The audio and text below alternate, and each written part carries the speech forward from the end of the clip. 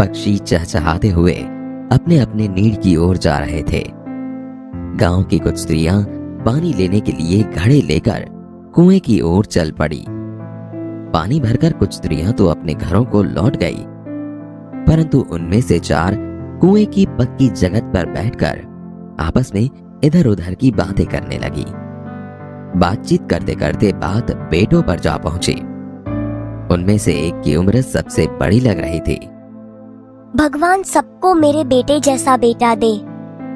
मेरा बेटा लाखों में एक है। उसका कंठ बहुत मधुर है। वह बहुत अच्छा गाता है। उसके गीत को सुनकर कोयल और मैना भी चुप हो जाती हैं। लोग बड़े चाव से उसका गीत सुनते हैं। उसकी बात सुनकर दूसरी स्त्री का मन हुआ कि वह भी अपने बेटे की प्रशंसा करे। मेरे बेटे की बराबरी कोई नहीं कर सकता। वह बहुत ही शक्तिशाली और बहादुर है। वह बड़े बड़े बहादुरों को भी पछाड़ देता है। वह आधुनिक युग का भीम है। यह सब सुनकर तीसरी औरत भला कैसे चुप रहती। मेरा बेटा साक्षात बृहस्पति का अवतार है। वह जो कुछ पढ़ता है एकदम याद कर लेता है। ऐसा लगता है मानो उसके कंठ में सरस्वती का निवास हो। तीनों औरतों की बातें सुनकर चौथी स्त्री चुपचाप बैठी रही।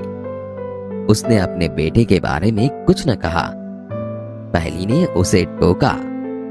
क्यों बहन, तुम क्यों चुप हो? तुम भी तो अपने बेटे के बारे में कुछ बताओ। मैं अपने बेटे की क्या प्रशंसा करूं? वह न तो गंधर्व सा गायक है, न भीम सा बलवान, और न ही बृहस्पति सा बुद्धिमान। कुछ समय बाद जब वे सब घड़े सिर पर रखकर लौटने लगी, तभी किसी गीत का मधुर स्वर सुनाई पड़ा। सुनकर पहली स्त्री बोली, सुनो, मेरा हीरा गा रहा है। तुम लोगों ने सुना? उसका कंठ कितना मधुर है। वह लड़का गीत गाता हुआ उसी रास्ते से निकल गया। उसने अपनी माँ की ओर कोई ध्यान नहीं दिया। इतने में दूसरी स्त्री का बेटा उधर से आता दिखाई दिया।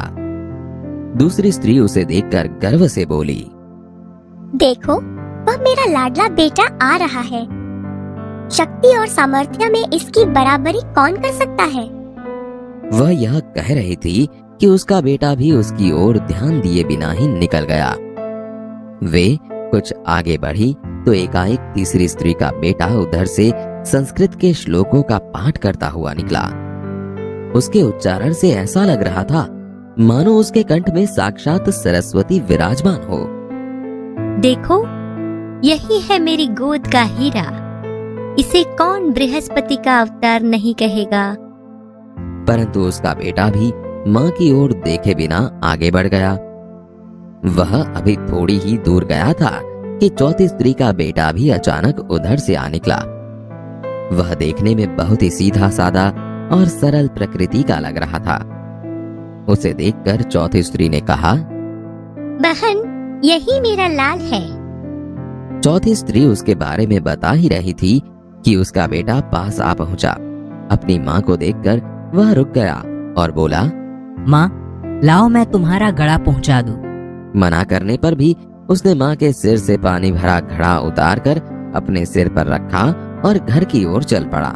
तीनों औरतें बड़े ही आश्चर्य से चौथी स्त्री के बेटे को देखती रहीं। एक वृद्ध महिला जो बहुत देर से इन औरतों के पीछे चलती हुई इनकी बातें सुन रही थी, पास आकर बोली, देखती क्या हो, यही सच्चा हीरा है। भाषा सज्जता। मित्रों, हमने क्रियापद के बारे में जाना है। क्रिया कब हो रही है यह भी जानना आवश्यक है। आइए इन वाक्यों को पढ़िए। निम्नलिखित वाक्यों को पढ़िए। 1. हम भी तुम्हारे साथ चलते हैं। 2. आज स्कूल में छुट्टी है। 3. रमेश बाग में खेलता है। उपर्युक्त वाक्यों में कुछ शब्द रेखांकित है, जैसे कि चलते रहे, छुट्टी है, खेलता है, यह शब्द क्रिया हो रही है ऐसा बोध कराते हैं। क्रिया, क्रिया के जिस रूप से क्रिया होती है या क्रिया हो रही हो ऐसा बोध होता हो उसे वर्तमान काल कहते हैं। अब इन वाक्यों को पढ़िए। निम्नलिखित वाक्यों को पढ़िए। 1. मीना कल मुंबई गई। 2. हेमंत ने पत्र लिखा।